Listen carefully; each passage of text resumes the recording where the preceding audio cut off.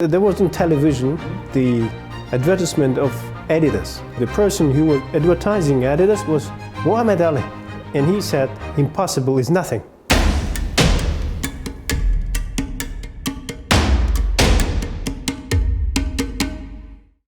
What's your hobby? Did you have any sport you did? Yeah, I did any kind of sport. So even Korean Taekwondo. Oh! Yeah, but it was in my school, and boxing and all this kind of sports. Boxing? Yeah. Why did you got interested in the boxing? Because it's challenging. You have a clear purpose and clear way to achieve it, and it is up to you whether you can achieve it or not. And another reason I had, not as a boxer, but as a person, a great example for me is Muhammad Ali. Was there any special episode you kind of think Muhammad Ali in that way? Yeah. Actually, this episode changed my life. All right. As every young teenager, I was not consequent in doing homework, for example, in the school, or trying to get a good score to enter the university. I didn't understand why. And for me, I was not from very rich family. I thought that medical school is impossible for me. Everybody who was talking to me said, "This is impossible for you." But then there was on television the advertisement of Adidas. Adidas. And the actor or the person who was advertising Adidas was Muhammad Ali. And he said, "Impossible is nothing." And that changed my life at that moment. Maybe it's stupid, but I can remember back to these years that they changed a lot, because I started thinking in that way. Muhammad Ali also started from the ground zero. Yeah. He built it up all by himself. I saw his several interviews back in the days before he had disease. The announcers were always giving him difficult questions, but with his wit and with his warm heart, he always gave them the best answer ever. It is not, I'll say, intelligent answer, but it was always full of wisdom.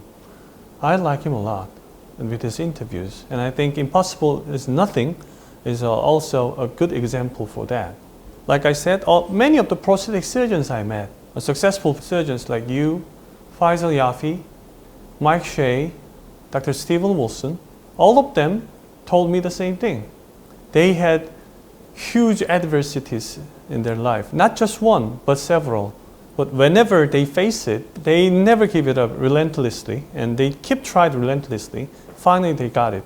I think it's same for you. I heard that you wrote a letter to each and every private practitioners, 2,654. Correct. Right? And then you became the #1 prosthetic surgeon in Germany. Am I correct? Well, this is the short version of it, but you're absolutely correct. So I decided to educate the patients, or to give them more information about erectile dysfunction, because this area is still not established even in Germany. And as you said, it is not connected to the economical level of the nation, but maybe of the nature of the human being. So the male patients or men's, they're afraid of showing them as a weak person, and they're afraid to talk about it, or they shame, which is taboo in most of the cultures in the world. So, and I wrote a letter and to ask practitioners to send me patients if they have a patient with erectile dysfunction, a problem with erectile dysfunction. I describe our facility and ask them to keep in mind if they would have such patients. So, and suddenly I got a lot of patients. About 15% of them needed to be treated surgically to get prosthesis. We used to implant one prosthesis in 5 years, and within first months I could implant 30 prostheses. And then in this year was 100 prostheses. Wow. But my purpose was actually not the first idea to attract them to be treated by a surgery.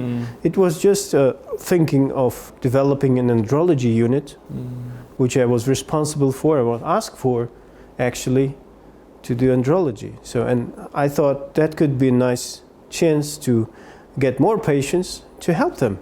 And then finally, I could get a lot of patients that need also surgical treatment. So that is why I got practice on penile prosthetic surgery, and then I invite Dr. Wilson, and then I invited you, of course, as a teacher, and you teach me how to do it.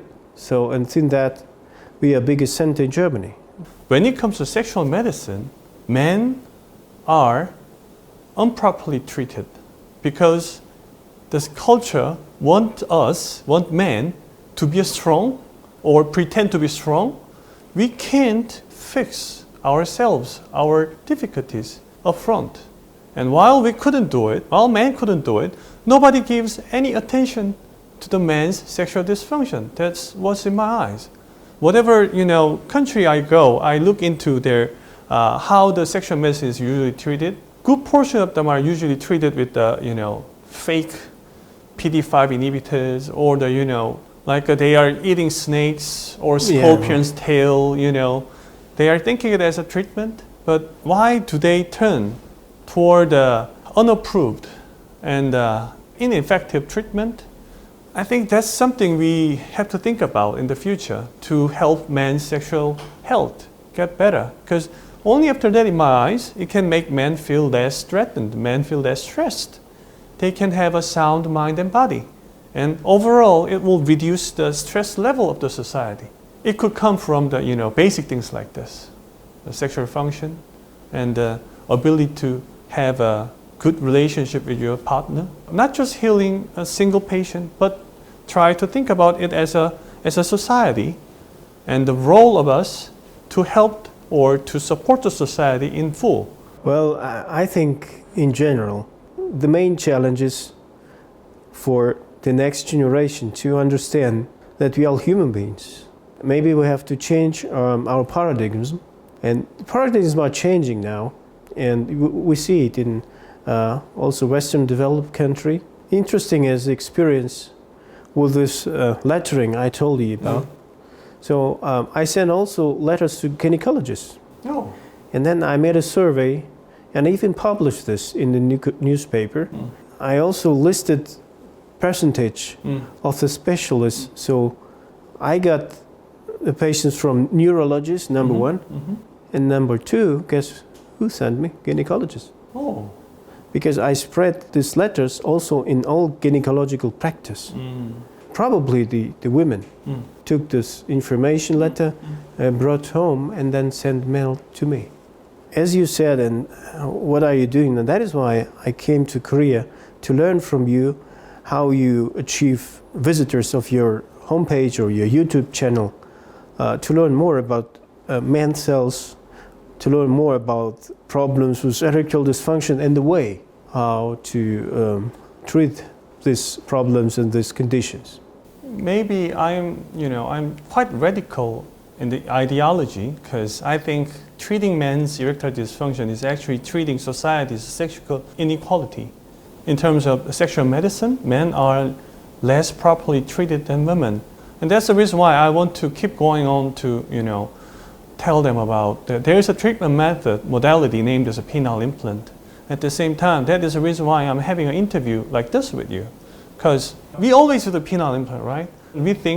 We see all the patients who knows about penile implant, but outside of this small circle, I think nobody knows about the treatment I do. And the penile implant cannot go to the patient body themselves. Someone has to do surgery.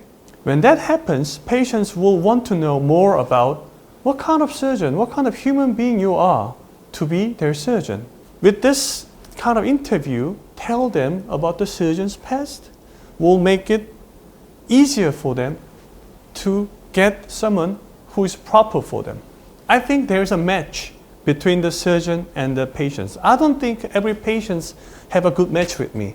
No surgeon and no patient are perfect, but there must be a match. If we are going to help them, I think providing them about information about each surgeon is very important.